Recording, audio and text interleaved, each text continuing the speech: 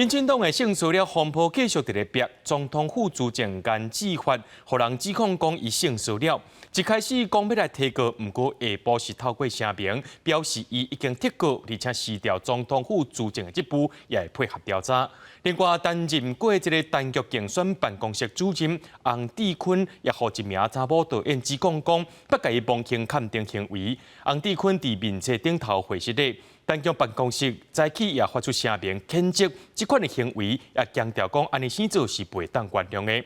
然而，民进党立委范云和国民党立委陈雪生伫立法院对伊性骚扰，台北地方法院判决认定陈雪生有甲人骚扰的事实，就要赔人8万块。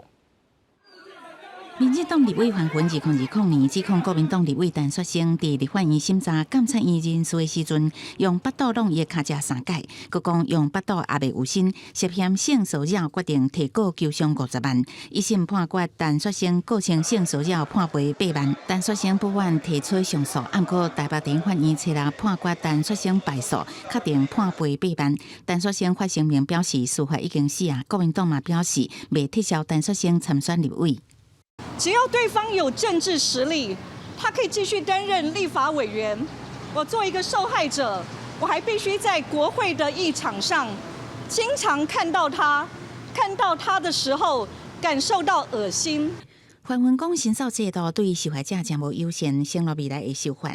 最近，民进党性骚扰风波一直变，总统府资政监指法也互小英之友会前员工指控。监指法第一时间表示，这是无影无迹的代志，会结果。不过，初日下晡又搁发声明，表示已经撤回诽谤告诉，会配合调查。另外，为着避免有心人政治操作，已经向总统请示资证。不过，也是强调性骚扰是无影无迹的代志，希望会当行以公道。支持受害者提告。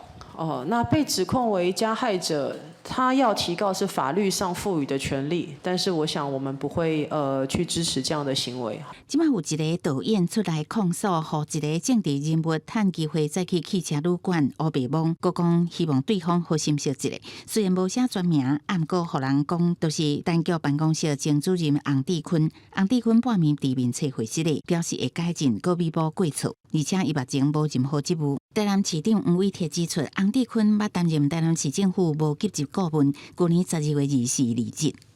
洪志坤先生当然曾经在高雄市政府还有这个选举总部里面待过哈。那他个人的行为，我觉得他必须要面对大众对他的质疑。对这件代志，监察院长单局办公室出来发声明表示，知影这件代志感觉真意外，搁真艰苦甲歹势，强调袂使原谅，会予伊上严厉的谴责。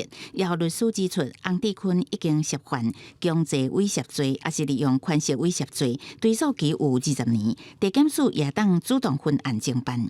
记者综合报道。